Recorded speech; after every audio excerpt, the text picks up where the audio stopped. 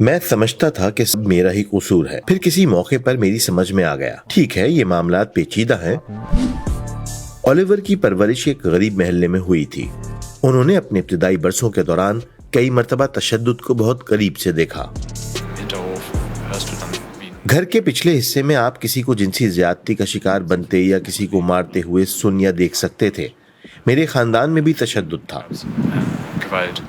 Oliver بچپن میں اکثر خود کو بے یار و مددگار محسوس کرتے تھے۔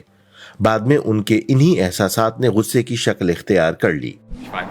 میں اس وقت کم عمر تھا، مجھ میں البتہ غصہ، شرم اور بے بسی کے احساسات بھرے ہوئے تھے، اور میں جانتا ہوں کہ ایسا محسوس کرنے والا میں واحد بچہ نہ تھا۔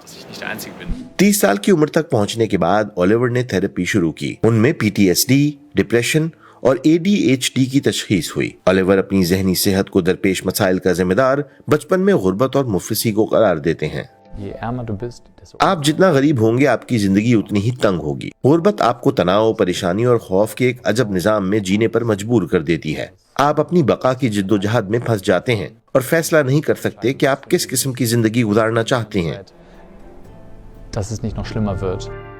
تحقیق سے پتہ چلتا ہے کہ غربت ذہنی بیماریوں کا سبب بن سکتی ہے یا اسے خراب کر سکتی ہے۔ ڈیوڈ نے اپنی کہانی ایک کتاب میں لکھی۔